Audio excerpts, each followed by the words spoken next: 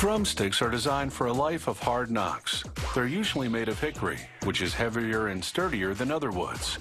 Hickory can also absorb a lot of shock, which means a drumstick made from it is easier on the hands and wrists, so the drummer doesn't have to suffer for his music.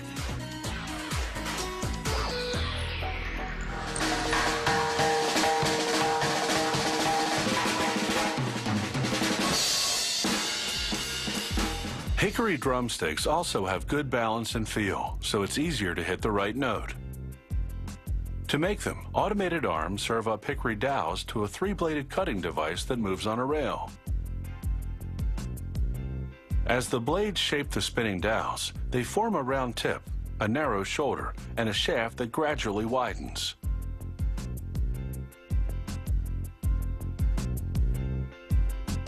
They spray each stick with a protective coating.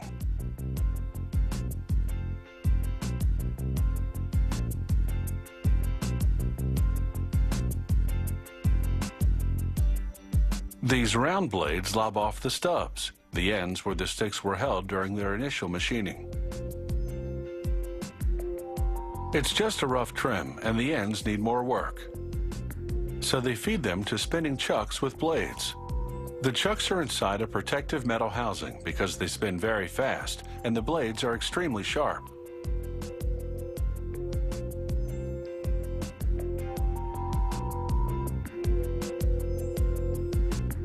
For a demonstration, the housing on one of the chucks has been removed, and they turn it by hand. The chuck usually rotates at 10,000 RPM, but at this slow speed, you can see just how it shaves an end into the desired shape.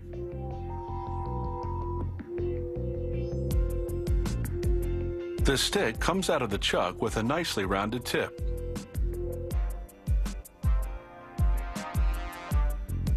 Now they test the sticks. Each one rolls down steel rails that have been specially aligned.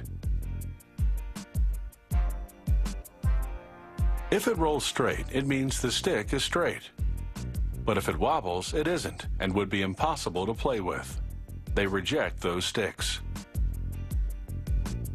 Next, a printer embosses the brand name and model number onto each of the drumsticks.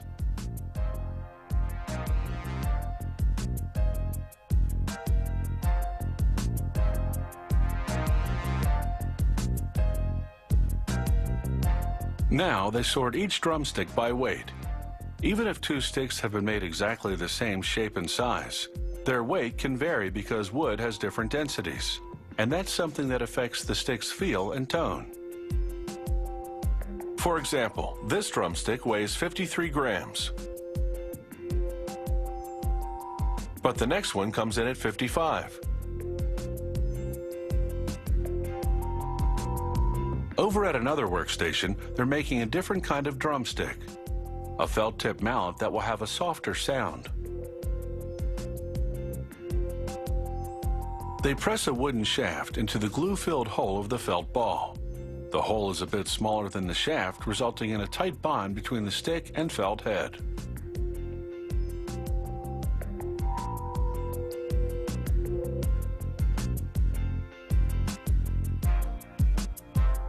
They do a sound check on the other sticks.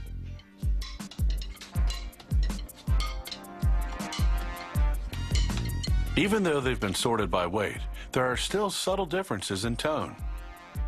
A computer analyzes their sound and matches pairs.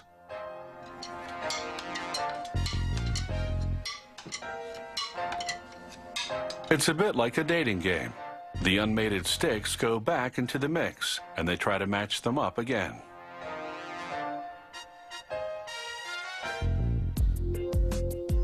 This matching process is critical. If one stick has a different pitch, the sound will be off balance. They assign a numerical value to each pair of drumsticks.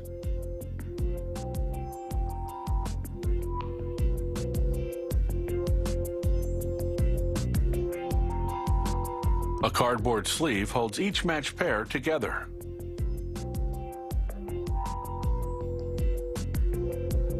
From a rough wooden dowel to a sleek drumstick, a process that's designed for impact.